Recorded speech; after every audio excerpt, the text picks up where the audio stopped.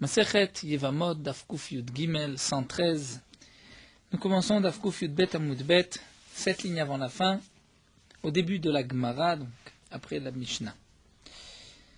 Nous allons reprendre quelques points que nous avons étudiés dans la Mishnah. Tout d'abord, la Gemara va se pencher sur ce mariage qui a été institué par les Chachamim pour toute personne Cheresh ou Chereshet, c'est-à-dire pour le sourd-muet ou la sourde-muette.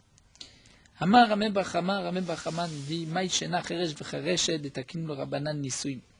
Comment se fait-il que pour le Cheresh, le sourd-muet et la sourde-muette, les Chachamim ont institué un mariage? La preuve, nous explique Rashi, c'est que dans la Mishnah, nous avons vu que s'il décède, il y a une obligation de Khalitsa. Donc il y a eu un mariage pour le Cheresh, même s'il n'est pas conscient, il n'est pas considéré comme étant Barda'at, et que Minatora, son acquisition, n'en est pas une, et que ce n'est pas un mariage, malgré tout, les Khamim ont institué pour le Chereshet, un mariage. Alors que pour le fou, ou une femme qui est folle, on ne voit pas que les Khamim ont institué un mariage. Ou Maïshena, donc demande à Agmaï, quelle est la différence avec Shoté et Shota? Le Shoté, un fou et une folle, des lotakinu Rabbanan Nisum, les Khamim n'ont pas institué de mariage pour eux. Des Tanya, comme c'est marqué dans une braïta, Shoté ve Katan Shenasu Nashim, un homme fou, un enfant, moins de 13 ans, qui m'ont épousé une femme, des femmes, ou Metou, ils sont morts, Neshotem Pturot Mina Khalitsa Mina Yiboum, leurs femmes sont dispensées de Khalitsa et de Yiboum, puisqu'il n'y avait pas de mariage. Donc là, on voit que même les Chachamim n'ont pas institué de mariage pour le Shoté ve Shota. Comment se fait-il que pour Cheresh vechareshet, les Chachamim ont institué un mariage? Alors la Gemara répond Cheresh vechareshet de Kaima, takanata de Rabbanan takinu leu Rabbanan nisuim. Étant donné que Cheresh vechareshet, nous explique Rashi, un homme qui est sourd-muet avec une femme qui est sourde-muette, ils peuvent vivre ensemble. Donc lorsqu'on va instituer une takana pour eux, la takana va être maintenue. Et il y a de quoi faire une takana. Ils vont vivre ensemble, à plus forte raison si l'homme est normal et que la femme est juste sourde, muette, que là, le couple pourra tenir. Donc là, les Chachamim ont institué un mariage. Mais Shoté ve Shota, de l'Okaima takanta de Rabbanan. Si c'est un homme fou avec une femme qui est folle, là, même si on va instituer un mariage, ce mariage ne va pas tenir. Pourquoi? Nous avons une règle. En adam dar im nachash bekfifa achat. En adam dar im nachash bekfifa achat. Un homme ne peut pas vivre avec un serpent dans le même panier. C'est-à-dire on ne peut pas vivre dans la même maison, un shoté et une shota. Donc c'est sûr que ce mariage ne tiendra pas. Donc les Chachamim n'ont pas été institués un mariage, puisque de toute manière on sait que ça ne tiendra pas. Alors la Gemara demande, ou Maïshena Katan, alors quelle est la différence avec un enfant de moins de 13 ans, Delot Takinu Rabbanan Nisuin, et Cheresh Takinu Rabbanan Nisuin? Pour un enfant de moins de 13 ans, les Chachamim n'ont pas institué un mariage midi Rabbanan si c'est le garçon qui a moins de 13 ans. Et pourtant, pour un Cheresh, les Chachamim ont institué un mariage midi Rabbanan. Alors la Gemara répond, c'est simple, Cheresh doit être Nisuim, puisque le Cheresh ne viendra pas par la suite à un mariage, puisqu'il restera Cheresh jusqu'à la fin de sa vie. Donc il ne pourra pas par la suite se marier. Donc les Chachamim ont institué pour lui aujourd'hui un mariage. Mais Katan datel klal nisuim, mais un enfant, aujourd'hui il a moins de 13 ans, mais demain il grandira et il pourra se marier normalement. Donc là les Chachamim n'ont pas eu besoin d'instituer un mariage pour le Katan. Alors demande l'Agma varektana datel klal nisuim. Pourtant, le digne de la ktana, de la petite fille de moins de 12 ans, qui va grandir et qui pourra se marier après 12 ans. Et pourtant, les Chachamim ont institué un mariage midi Rabbanan, comme nous l'avons vu, puisque c'est le principe du mariage. Si c'est une orpheline, la mère ou le frère ont la possibilité de marier leur fille ou leur petite sœur. Elle pourra, c'est vrai, quitter ce mariage par un mioun en refusant ce mariage avant l'âge de 12 ans. Mais malgré tout, on voit que cette ktana a droit à un mariage, alors qu'un enfant de moins de 13 ans, même s'il donne des kiddushin à une femme, il n'y a pas de mariage. Alors la Gemara répond, c'est simple. Atam, sheloina guba mina gefker. Là-bas, c'est différent. Les Chachamim ont institué pour la ktana, pour une petite fille, un mariage pour ne pas qu'elle soit laissée hefker, abandonnée. C'est-à-dire que personne ne sera là pour la garder. Si elle n'est pas mariée, elle n'a pas de père qui est là pour la garder, elle risque d'avoir de mauvaises fréquentations de se dévergonder, et donc les Khamim ont institué un mariage, ainsi c'est le mari qui va la tenir. Alors demande la Gemara, donc c'est vrai, nous avons vu un mariage des Rabbanan pour le Kheresh de sourd-muet, un mariage des Rabbanan pour la Ktana. Pour le Katan, il n'y a pas de mariage midé Rabbanan, et pour le fou, il n'y a pas de mariage midé Rabbanan. Malgré tout, dans ces deux mariages midé Rabbanan que nous avons vus, c'est-à-dire le Kheresh de sourd-muet, la sourde-muette, ou la petite fille de moins de 12 ans, ce sont deux mariages midé Rabbanan, mais il y a une différence. C'est que la petite fille, la Ktana, a la possibilité de refuser son mariage avant l'âge de 12 ans, alors que la Khereshet ne peut pas le faire. Ou Maïshena demande la Gemara, quelle est la différence? Pourquoi Ktana de Memana, une petite fille, peut faire le mioun, peut refuser ce mariage, alors que Maïshena Khereshet de l'homme Memana, on ne voit pas que la Khereshet peut refuser le mariage. La Gemara répond, c'est simple, dit Imken, parce que si les Chachamim avaient permis à la Khereshet, cette femme qui est sourde muette, de refuser son mariage, eh bien personne ne va se marier avec elle, puisque les gens vont dire pourquoi m'investir aujourd'hui, puisque demain elle pourra refuser. Encore, nous explique Rashi, pour une Ktana, elle ne peut refuser son mariage que jusqu'à l'âge de 12 ans. Donc le mari, celui qui va l'épouser, se dit, bon, j'ai encore quelques années jusqu'à l'âge de 12 ans, entre-temps je vais lui faire des cadeaux, je vais faire en sorte qu'elle soit contente, qu'elle ne refuse pas. Une fois qu'elle a 12 ans, elle ne peut plus refuser, il va la garder. Mais la Khereshet, puisque elle ne va pas changer de statut, elle restera Khereshet tout le temps. Donc elle pourra aussi refuser ce mariage tout le temps. Donc un homme ne va pas vouloir s'investir, sachant que demain, elle pourra refuser son mariage. Une autre question, et là nous allons continuer dans les comparaisons entre la Ktana et la Khereshet. Demande la Gemara, Maïshena Ktana d'Achla Betrouma, pourquoi une petite fille, lorsqu'il y a un mariage, donc Midi Rabbanan, elle peut manger de la terouma, si c'est la mère qui marie sa fille à un Kohen, elle peut manger de la terouma, donc nous verrons qu'il s'agit bien sûr d'une trouma Midi Rabbanan, parce qu'une trouma qui est Minatora, c'est interdit, étant donné qu'elle n'est pas la femme Minatora de ce Kohen, ce n'est qu'un mariage Midi Rabbanan, mais pour une trouma qui est Midi Rabbanan. Il peut y avoir une trouma Midi Rabbanan dans certains cas. Le plus simple, c'est le pot qui n'est pas troué. Lorsqu'il y a un arbre qui pousse dans un pot, donc des fruits ou une récolte qui pousse dans un pot qui n'est pas troué, il n'y a pas d'obligation de terouma mideraita, c'est juste miderabanan. Alors demande la Gemara, quelle différence entre la petite fille qui peut manger de la terouma ou maïshna chereshet de l'achla betrouma, alors que le mariage d'une sourde muette avec un Kohen, elle ne peut pas manger de la terouma d'itnan, comme nous avons vu dans cette Mishnah. C'est marqué, Id Rabbi Yochanan ben Gudgeda la chareshet shisiya avia. Rabbi Yochanan ben Gudgeda a témoigné qu'une sourde muette que le père a mariée.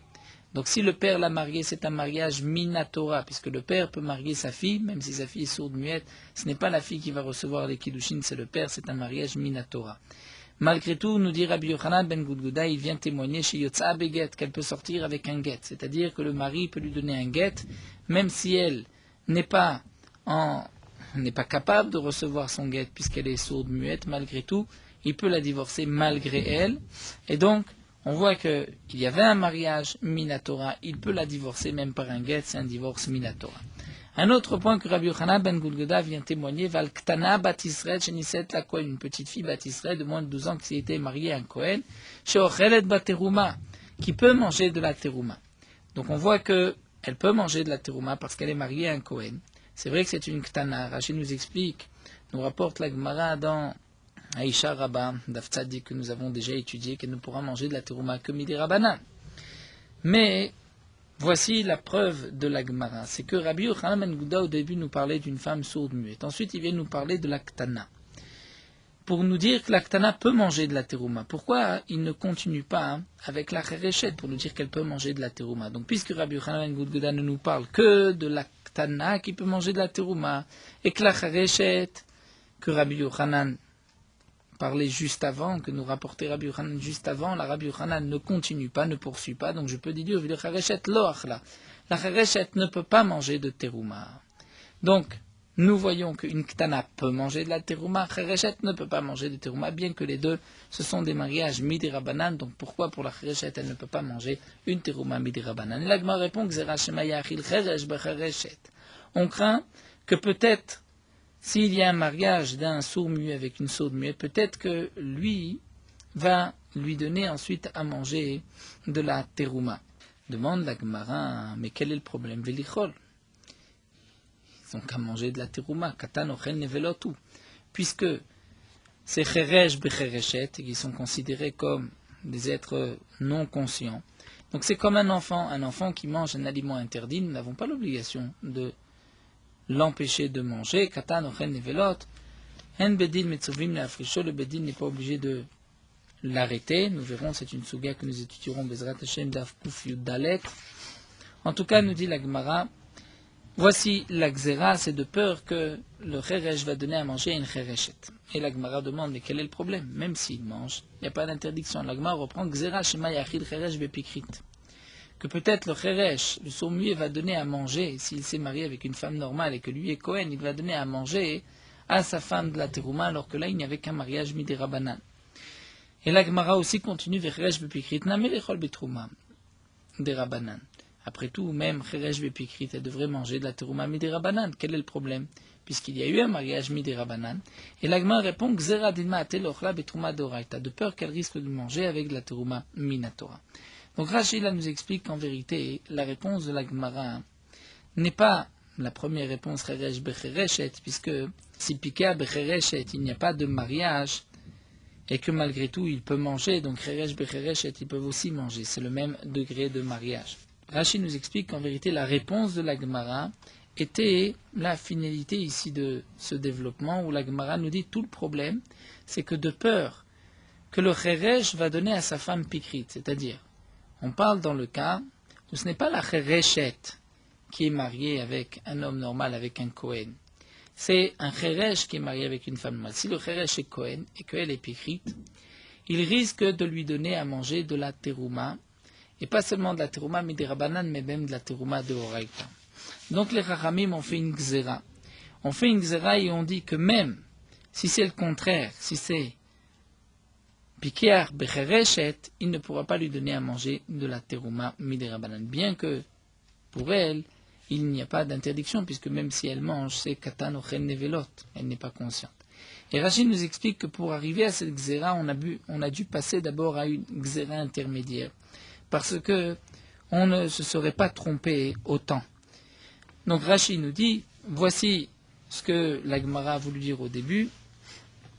Le problème, c'est que de peur, donc nous on se pose la question, pourquoi le Pikear qui s'est marié avec une Chereshet, pourquoi elle ne peut pas manger de la Terouma, une sourde-muet qui s'est mariée à un Kohen? Réponse, de peur qu'il va donner à manger Cheresh Bechereshet. Et Cheresh Bechereshet, c'est en soi une Gzera de Cheresh Bepikrit, d'une femme qui est normale. Donc, puisque un Cheresh qui est marié avec une Pikrit, il risque de lui donner.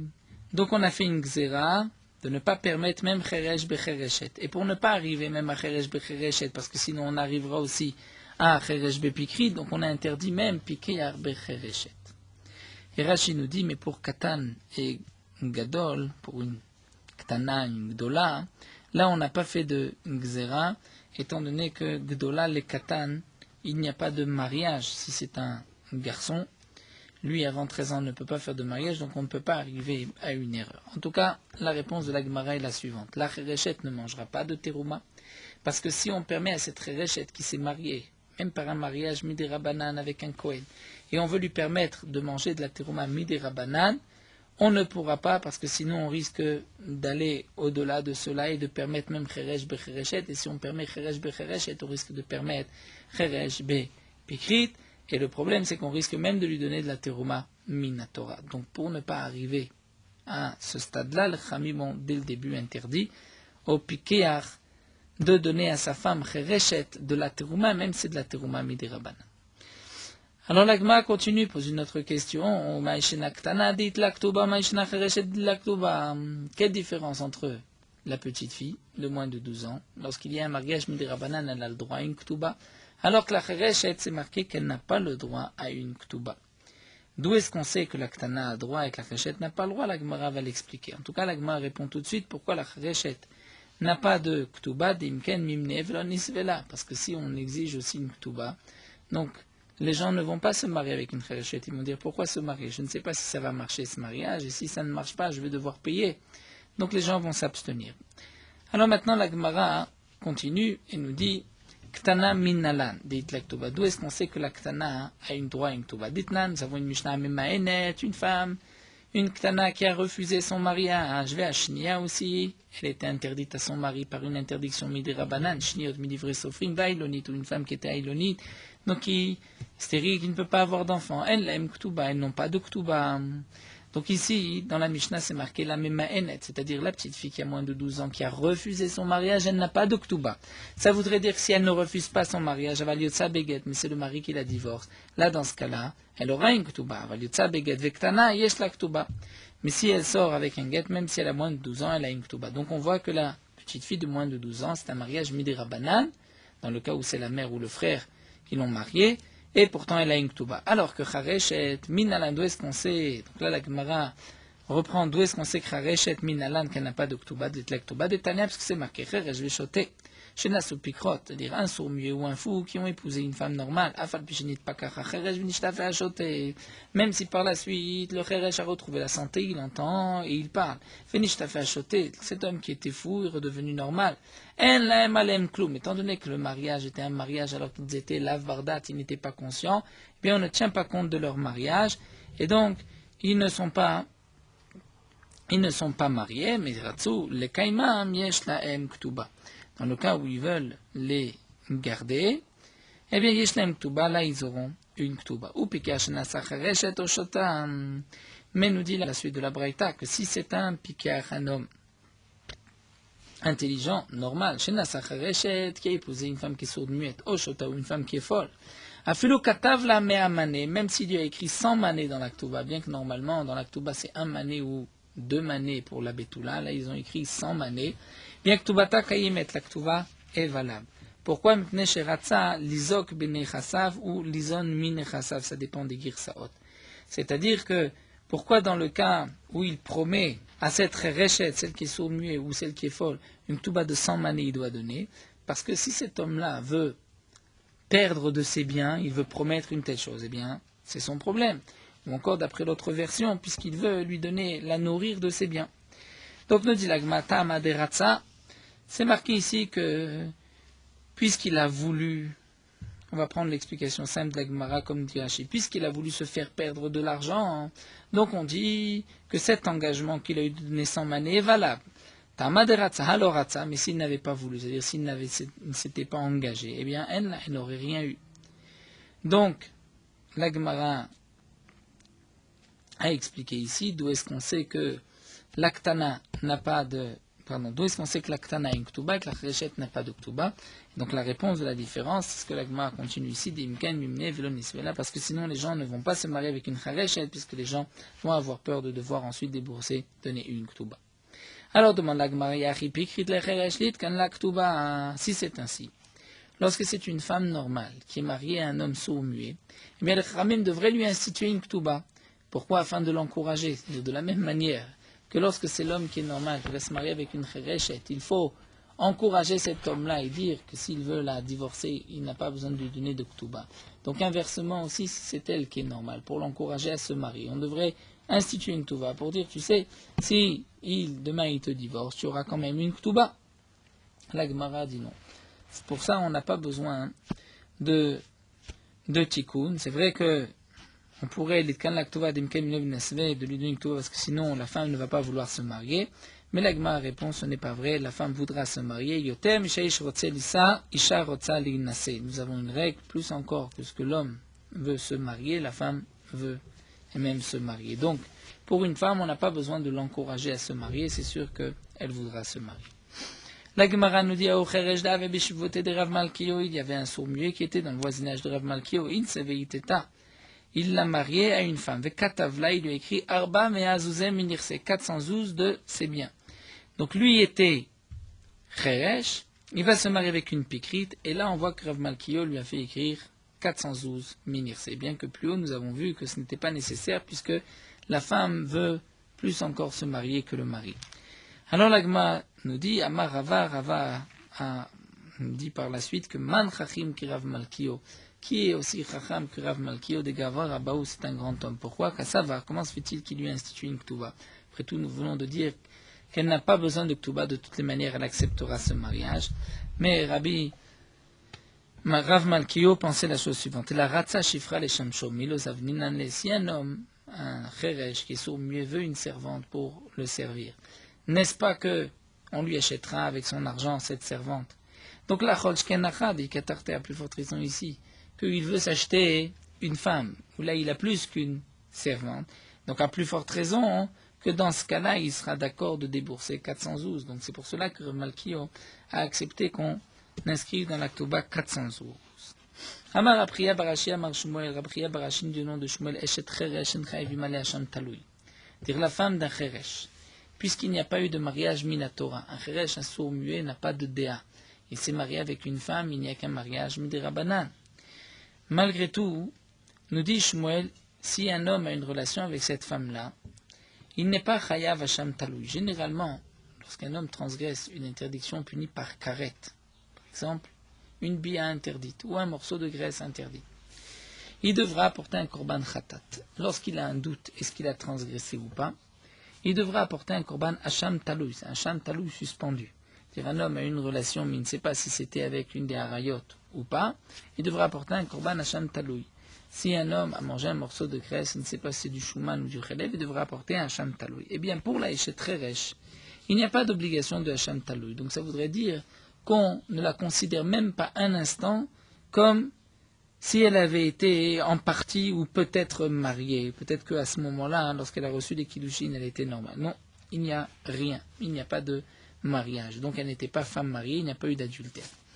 Lema, mais ça y est, alors la Gemara va nous dire peut-être qu'on peut apporter une preuve à Shmuel. C'est marqué Ramishalo Yitromo à propos de la terouma. 5 personnes ne peuvent pas prélever la terouma vim tarmou, en troumatan terouma. Et s'ils ont prélevé, leur terouma n'est pas une terouma. Velouen de qui il s'agit Chereshot et Vekatan, donc du sourd muet, du fou et de l'enfant.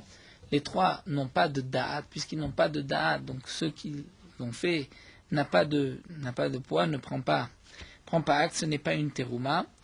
Et donc, si ce n'est pas une terouma, donc même Bediavad, il faudra reprendre la terouma. Ou encore, va Torem et Shenoshelo, si quelqu'un prélève de la terouma sur ce qui ne lui appartient pas, on ne peut pas non plus, il faut la permission du propriétaire. Et c'est un non-juif qui a prélevé la terouma d'un Israël, même si le Israël était consentant, mais il n'y a pas de shlichut pour le goy, eh bien, un teroumato terouma, la terouma n'est pas une terouma. Donc on voit ici que d'après cette Mishnah, le Cheresh, sa terouma, n'est pas une terouma. C'est-à-dire, ce n'est pas qu'on considère que peut-être au moment où il a pris, peut-être qu'à ce moment-là, il était barda'at, et donc la terouma est valable. On dit non, la terouma n'est pas valable. Donc ça rejoint les paroles de Shmuel. La Gemara dit non. Odama Kira Belazar. Peut-être que ça ne rejoint pas, peut-être que Shmuel lui pense que, à propos de la terouma, c'est comme Rabbi Lazar, de Tanya, Rabbi Tzra, comme même Shum Rabbi Lazar, terouma Cheresh, l'autre Tzedechulim, Pneshu Safek. Rabbi Lazar, lui, n'est pas d'accord avec cette Mishnah. Il pense que la trouma d'un Cheresh ne doit pas être négligée. On la garde. C'est peut-être une terouma, il y a un doute. Donc peut-être que Shmuel pense comme Rabbi Lazar. Mais demande à Rabbi Lazar, alors Hacham Taloui Namelechef, c'est que tu as un doute. Est-ce que l'action d'un Cheresh est valable ou pas? Donc il devrait apporter un Hacham Taloui. Peut-être qu'il y a eu un mariage. Si un homme a une relation avec la femme d'un Cheresh, peut-être qu'il a transgressé. Eh bien la Gemara dit non. Pourquoi? Parce que Shmuel, peut-être que Bainan Chaticha Mishte Chatirot, peut-être que Shmuel pense, comme ce Tana qui pense, que Chaticha, il faut Chaticha Mishte Chatirot. C'est-à-dire, nous avons une marloquette dans Kritout. Dans quel cas on apporte Hacham Taloui? Il y a un mandama qui nous dit on a un morceau de graisse devant, on ne sait pas si c'est du Shuman, graisse permise, ou Chelev, graisse interdite. Et la personne a consommé cette graisse.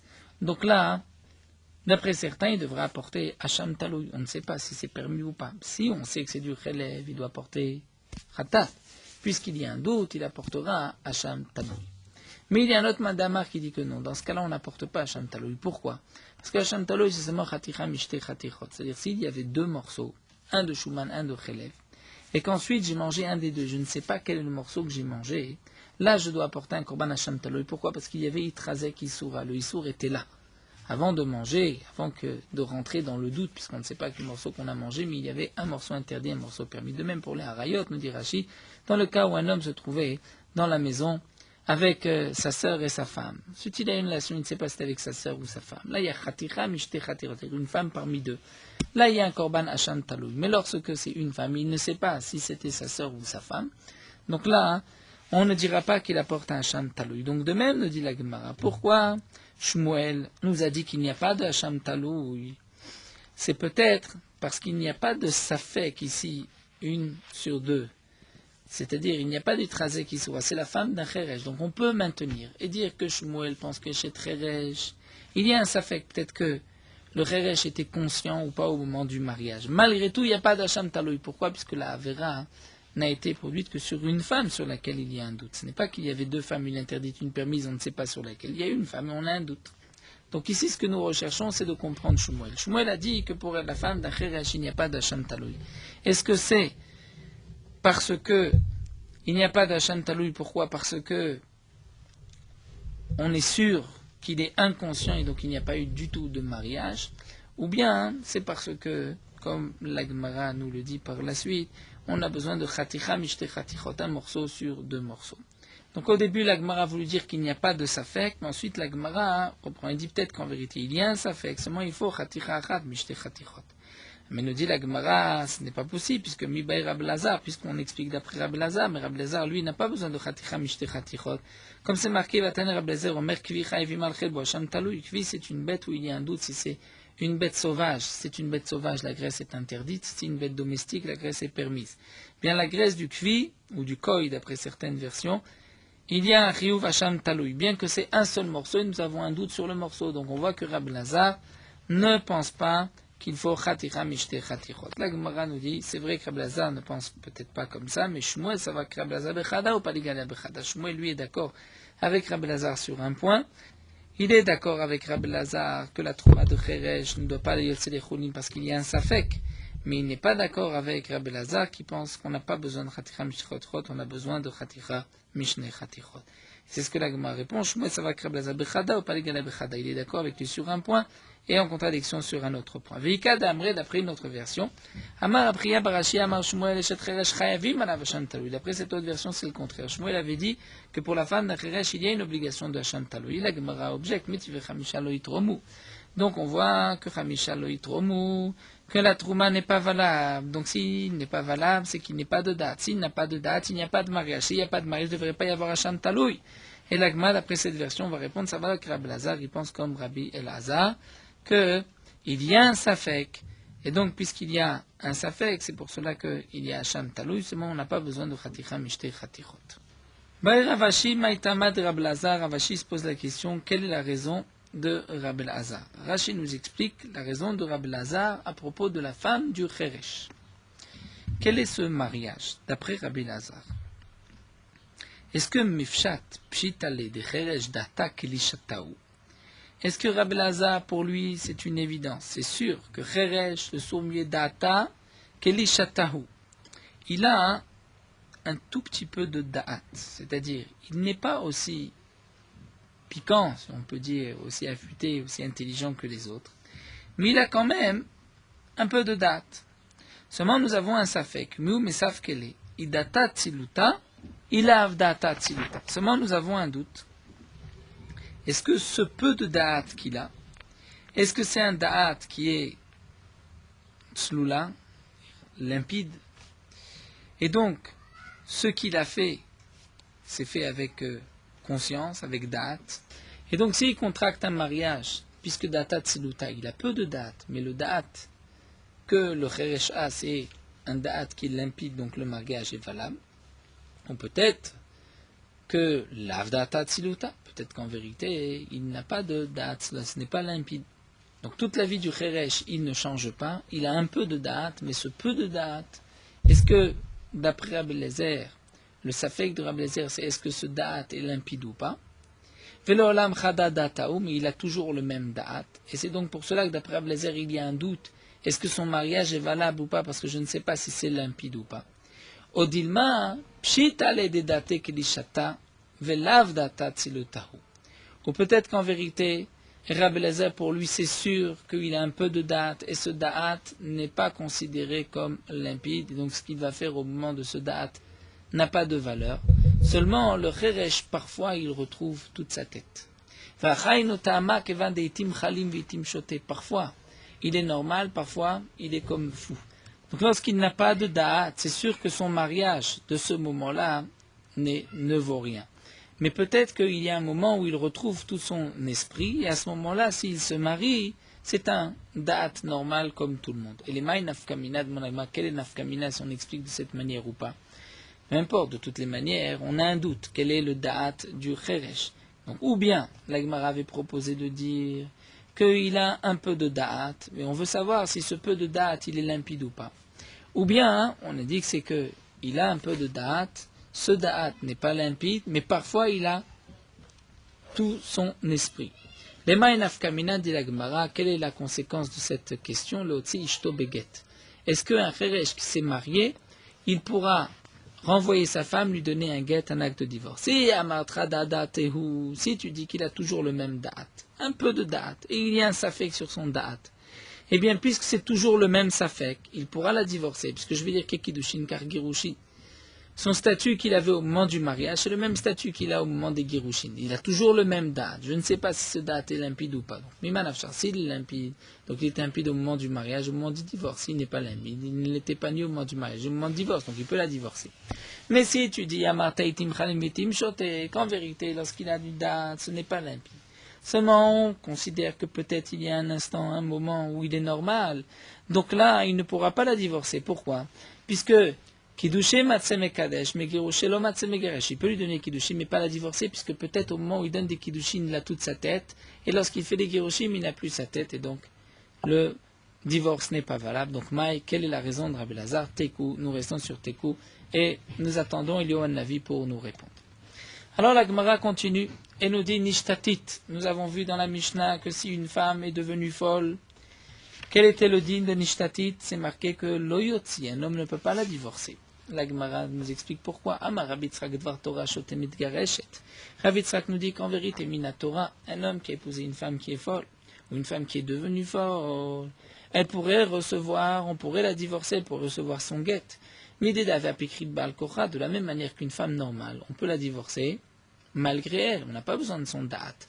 Donc la shota, c'est vrai qu'elle n'a pas de date, mais on pourrait lui donner un guet et ainsi la libérer. Seulement pour quelle raison on a dit qu'elle n'est pas megureshet, elle n'est pas divorcée? Là les chachamim ont fait si cette femme qui n'est pas consciente et donc qui ne peut pas se garder va être divorcée, eh bien elle va mal agir. Et elle va se dévergonder, donc les gens vont m'abuser d'elle, et donc c'est pour cela que les Khamim m'ont dit, si une femme est folle, on ne peut pas la divorcer. Demande la Gemara Echidame de quel cas il s'agit, c'est-à-dire quel est son degré de shtut. Si elle sait garder son acte de divorce, et elle sait aussi se garder, donc minagaba minagefker, est-ce que les gens vont mal se conduire avec elle, elle sait se garder. Donc on est obligé de dire de Yadat Lishmor Lo Gita Velo Atzma, elle ne sait ni garder son guet et ni elle-même. Eh bien, Dvar Torah, comment, reprend la Gemara, tu nous as dit que Ravitzak Dvar Torah, Shota Mitgerachet, elle peut être divorcée. Si elle ne sait pas garder son guet, elle ne sait pas se garder, elle n'est pas divorcée même Mina Torah. Ve'amar de Berabianai, pourquoi? Pourtant, Amri de Berabianai, Betamidesh Rabianai a dit, Venatan Biyada. On doit donner un guet dans la main de la femme. Que signifie biyada? C'est la femme qui peut conserver son guet, qui a une main pour être divorcée. Yad sazoshen lo yad à l'exception de celle-ci qui n'a pas de main pour être divorcée. Vetana de Rabbi Ishmael, nous avons une autre braïton de Rabbi Ishmael, Veshilchami Beto. C'est marqué que lorsqu'un homme donne un guet à sa femme, il va la renvoyer de sa maison. Donc le Rabbi Ishmael nous explique, Mishem Shalcha v'nochozeret, il la renvoie, elle ne revient pas, Shalcha. Yatsazosh Mishalcha v'chozeret, alors que la Shota, elle revient, elle n'a pas compris qu'elle doit partir. Et donc on ne peut pas la divorcer, donc même Minatora. Donc si c'est une femme qui ne sait pas garder son guet, qui ne sait pas se garder, donc elle va revenir, si elle revient, donc il n'y a pas de guet. Donc s'il n'y a pas de guet, comment Rav Yitzhak a pu dire que Torah shtemit gareshet? Là, Gemara répond l'autre. En vérité, on parle du cas où elle peut, elle, garder son guet, mais elle ne peut pas se garder elle-même. Donc Dvar Torah shtemit gareshet yidat lishmor gita, Mina Torah, puisqu'elle sait garder son guet, donc elle pourrait être mitgareshet. Seulement, Amourabanan olivkush naguba minagefker. Mais les Khamim ont dit non.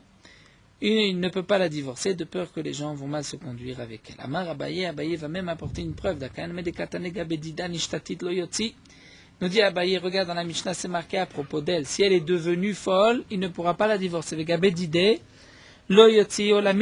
Mais pour lui, si lui est devenu fou, c'est marqué il ne pourra jamais la divorcer puisqu'il n'a pas de date.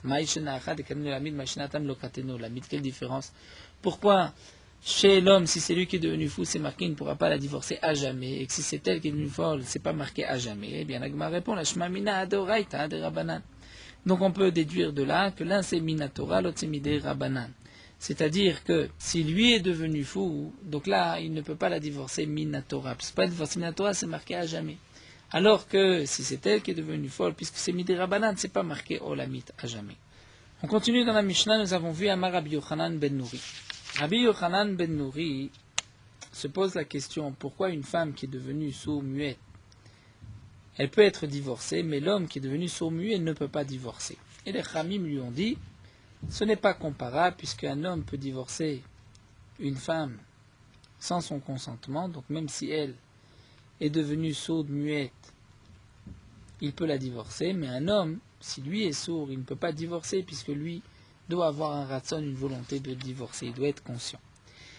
Alors la Gemara se tourne sur les paroles de Rabbi Yochanan ben Nouri, Rabbi Yochanan ben Nouri. Ish pshitale veisha kamevaile ou dilma isha pshitale veish kamevaile. Quelle est la question de Rabbi Yochanan ben Nouri? Nous avons deux dinim. Un, que la femme qui est sourde-muette, on peut la divorcer, mais que le mari qui est sourd-muet, on ne peut pas le divorcer. Ce sont les deux dinim. Est-ce que Rabbi Yochanan ben Nouri est d'accord avec le principe de la femme, que elle, si elle est sourde-muette, on peut la divorcer? Mais il se pose la question, comment se fait-il que l'homme, s'il est devenu sourd-muet, il ne peut pas divorcer? Ou bien Rabbi Yochanan a compris le din de l'homme, il se pose la question pourquoi la femme on peut la divorcer même si elle est sourde-muette. Alors la Gemara nous dit Tashma, nous allons apporter une preuve.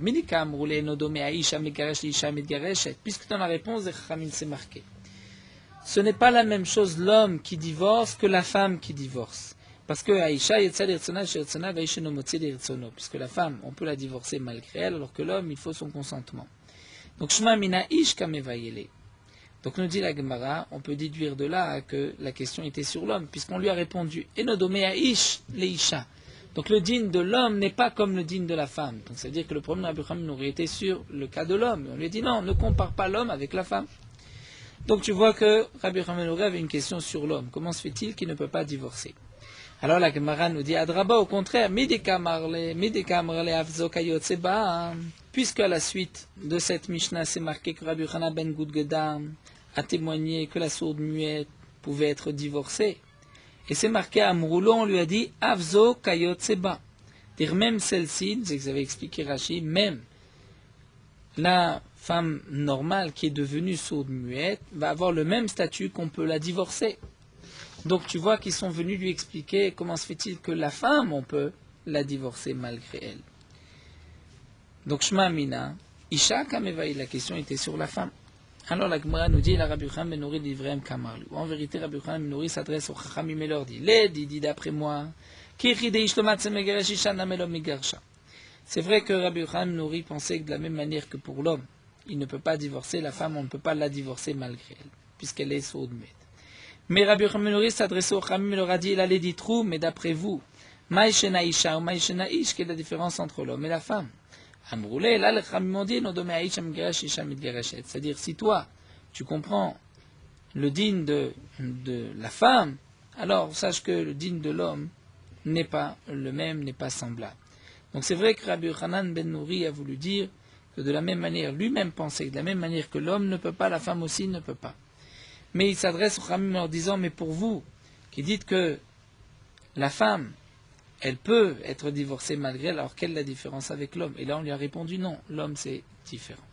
Et de Rabbi Yochanan ben Gudgeda. Donc nous avons vu le témoignage de Rabbi Yochanan ben Gudgeda qui a dit dans la Mishnah que à la chareshet, c'est-à-dire une femme qui était sourde-muette que le père a marié, c'est un mariage minatora, on peut la divorcer ensuite avec un guet, puisque ce guet qui est malgré elle, c'est vrai, puisqu'elle n'est pas consciente, va enlever même un mariage minatora. Amar Rava nous dit, mais du témoignage de Rabbi Yochanan ben Gudgeda, on peut déduire la chose suivante, puisqu'on voit qu'elle n'a pas besoin de savoir qu'elle est en train d'être divorcée, puisqu'elle est sourde-muette. Même s'il y avait eu un mariage minatora, un tel divorce peut enlever ce mariage. Donc nous dit Rava, si un homme amar leidim reu getze shani noten, un homme a écrit un guet pour sa femme, il a montré au edim, il leur a dit, regardez, j'ai écrit un guet, je vais le donner à ma femme. Ve'amarla, mais il a dit à sa femme, prends cet acte de prêt. Il ne lui a pas dit que c'était son acte de divorce. elle l'a pris, Arezo Megureshet, elle est divorcée. Pourquoi? Elle ne sait pas que c'est son acte de divorce. Eh bien, nous dit Rava, on voit que d'après Rabbi Yochanan ben Gouda, on n'a pas besoin de Saïdia, même si elle ne sait pas. Parce que si elle était sourde-muette, elle aurait pu prendre ce guet, et elle aurait été divorcée même d'un mariage minatora. Donc de même ici, elle croyait que c'est vrai que c'était un shtachov, mais elle est quand même Megureshet. Milo Amar Rabbi Yochanan ben Gouda lo bainan data, n'est-ce pas que Rabbi Yochanan ben Gouda a dit qu'on n'a pas besoin de son da'at, même si elle est sourde-muette, on peut la divorcer. Achiname lo bainan data. Là aussi, on n'a pas besoin de son da'at, même si elle pensait que ce n'était pas un guet. Elle ne savait pas que c'était un guet, et il s'avère que c'est un guet. Elle est divorcée. L'agma dit pshita, c'est évident. Ça, c'est ce que tu vois, mes fourrages des mots de Rabbi Yochanan ben Gouda. Alors, la Gemara reprend et nous dit non. Maodetema, j'aurais pu dire Midamalekin si shtachov zebitu les batlé. Peut-être j'aurais pu croire que puisqu'au moment où il donne le guet, il lui dit prends ce shtachov. Donc peut-être qu'il a annulé le guet. Puisqu'on a la possibilité, un homme peut annuler un guet. Donc peut-être que là, lorsqu'il a dit prends ce shtachov, c'est qu'il veut annuler le guet. Kamash malan que non, il ne l'a pas annulé. Pourquoi? Parce qu'il mita débatla l'édim avec Amarle. Si vraiment il voulait l'annuler, il aurait dû le dire au témoin. Midelo Amarle édim lo batle velo midé. Puisque il ne l'a pas dit au témoin, donc il n'a pas annulé son guet. Alors pourquoi il a dit ce shtachov? Après tout, c'est un guet. C'est parce qu'il avait honte de lui dire voici ton guet. Donc il lui a dit voici un shtachov. Donc on ne dira pas qu'il a annulé le guet. Même si elle a reçu son guet, donc malgré elle, elle est divorcée. Voilà, nous allons nous arrêter ici. Ensuite, on reprendra le sougya du din, du katan, c'est-à-dire un enfant qui transgresse une avera, est-ce qu'on doit l'arrêter ou pas? Merot halacha daf kuf yud gimel. Les tzitzit que nous avons dans les quatre coins de l'habit sont tous les quatre une seule mitzvah et sont meakev l'un l'autre. Donc, c'est pour cela que si les tzitziot qui se trouvent sur un des coins sont pasoul, donc tout le talit est pasoul, c'est comme s'il n'y avait pas de tzitzit et nous avons l'interdiction de porter ce talit tant qu'on n'a pas arrangé les tzitziot. Quel est le din si un homme s'aperçoit que son talit, le talit qu'il est en train de porter maintenant, est pasoul? Eh bien, le din, c'est qu'il doit l'enlever immédiatement, étant donné que chaque instant où il se retrouve avec son talit, il transgresse un issour de la Torah, puisque la Torah a dit tu dois mettre des tzitzit sur ton habit. Même s'il ne fait pas 4 coudées, 4 amot avec cet habit, il reste à la même place, il a quand même l'obligation de l'enlever, puisque le din de Arba Amot n'a pas été dit lorsqu'on prend un tzitzit qui est pas soul. Non, malgré tout, si dans le cas où un homme se trouve dans un endroit où s'il doit enlever son talit, il va avoir une grande honte. Donc là, aussi bien si ce gnaille cette honte, c'est parce que lorsqu'il va enlever ce talit, il se retrouvera sans tzitzit. Par exemple, à la synagogue, tout le monde est enveloppé d'un talit, il se rend compte que son tzitzit est pas soul, donc il doit l'enlever, il se retrouve maintenant parmi des dizaines, centaines de talits, le seul sans avoir de talit. Ou bien si le gnaï, la honte, c'est aussi parce que lorsqu'il va enlever son habit, les gens vont le voir, il est en train de sa manière de se déshabiller, son talit katan. Donc là, parfois, à cause de kvod abriot, l'honneur des gens, on va permettre, on va repousser cette interdiction. Il n'a pas besoin d'enlever son tzitzit, mais il doit se dépêcher de sortir de cet endroit pour pouvoir l'enlever sans avoir une plus grande honte. De même, il devra l'enlever immédiatement dès qu'il pourra.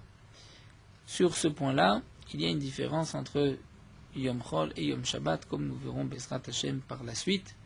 Bezrat Hashem, Fidalet, nous verrons la différence entre Yom Chol et Yom Shabbat. Mais sur le principe, on peut dire que Kvod Aberiot doré un Issour, que l'honneur des Beriot va repousser une interdiction, bien sûr dans les conditions que nous verrons Bezrat Hashem par la suite.